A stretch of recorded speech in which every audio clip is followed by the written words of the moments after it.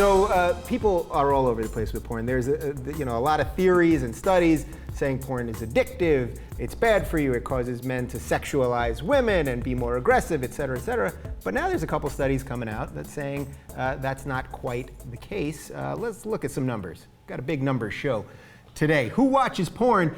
90% of 15 to 25-year-old boys have admitted to using pornography, which I thought was an interesting word. They're using it, not watching it. That's something. 40% of 15 to 25-year-old girls have admitted it. And then there's a huge generational divide, which doesn't surprise anyone. 19% of people 55 and older said porn was morally acceptable, which seems pretty low. 40% of people 18 to 34 said that it was acceptable. So is this just a computer thing? Is this just an online computer thing? Because we all have laptops. You got a computer in your bedroom and a computer, and porn is just there all the time versus the 80s, let's say, where you had to buy a magazine. Well, yeah, because then you realize how it's not a big deal. When we were growing up, the only porn, as a kid, is the little channels that had all the fuzz and everything, and you would just see little glimpses of things. That's what we would watch. Now it's just so free, and you felt so bad. It was preached to you that porn is bad. It leads to bad things. It's a gateway drug to everything else. Now we've gotten to the point in it's the information age where we realize there's nothing wrong with it. It's actually great to do that and get that out of your system, and it's safer than having real sex. It's definitely safer than having real sex. Yeah. They would warn us, like, it's a gateway drug to having real sex. And I was like, and? I'm like, that sounds like a pretty good drug to me, right? Yeah. So I'm shocked by two numbers that you showed there. Only 40% of 18 to 34-year-olds find it morally acceptable? What the fuck else is the 60% thinking? That's crazy. Since when do young people have morals? Where did that come from? Right, I don't, but I guess I grew up on porn. So to me, the idea that porn is morally unacceptable, I find unfathomable. What are you, from 1855? Who thinks that? Yeah. Right, but apparently a lot of people do, or at least they pretend to, because if you look at the other number, well, 90% are doing that morally unacceptable thing, so perhaps you think it's a little acceptable when you're alone, and those are the people who just admitted it, right? Exactly. So, of course, these things aren't purely scientific polls because people get embarrassed about sex and things like that. Now, obviously, I have no personal problem with porn. I have watched too much porn in my life, I'm sure of that, but to play the devil's advocate here for a second, do you think that any of this stuff, whether it's gay porn or straight porn, that it can create like a constant view of sex that is not real? Most of us don't look like those people. They're doing things positions that we often can't get into, and does it have is there any negativity to it? Are you saying if it desensitizes what you it desensitizes your ability to get off, or that right, and maybe it does, or maybe you find out more about your body before you get into those relationships and get married. I think it's crazy that people wait for marriage to have sex for the first time.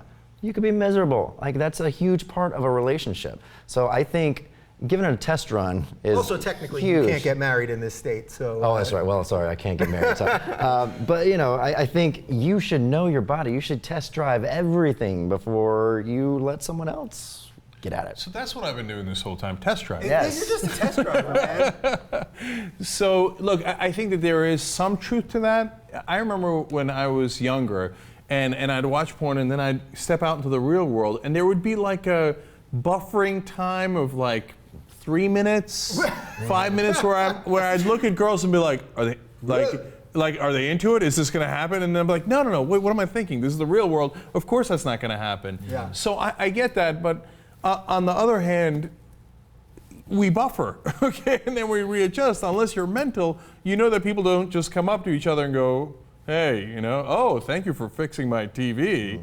Now let's, have sex immediately. Yeah. Oh, but triple flip side is, 40% of women are watching. When I was growing up, I would have been shocked if the number was 4%, because we had to go find the porn, right? As Lance was saying, you had to go get a magazine, or you had to get a VHS thing, and you had to put it in the family TV. And so almost none of the women, the girls that we grew up with, were watching porn. And since they're watching it, maybe they are a little bit more likely to be like, okay, this, then that, and then this, right? Yeah. So that does happen a little bit. The good news about that is, women are not as visual as men are. Right. So they might not be as disappointed as we are. And we're guys. Right. We're guys too, so I think we'll be able to handle anything. Right. Yeah. Do you think the other part of this is that porn has changed a tremendous amount? So instead of, somewhat produced movies with, overly tanned and big boobed, whatever, that now it's basically like XTube is like the biggest thing online, which is homemade people doing this stuff. And they're actually monetizing it too. Mm-hmm. Did you ever think when you were stealing those VHS tapes and doing whatever you had to do, that basically everyone was going to have a webcam in their room and you can be you're a porn actor like that if you want to be?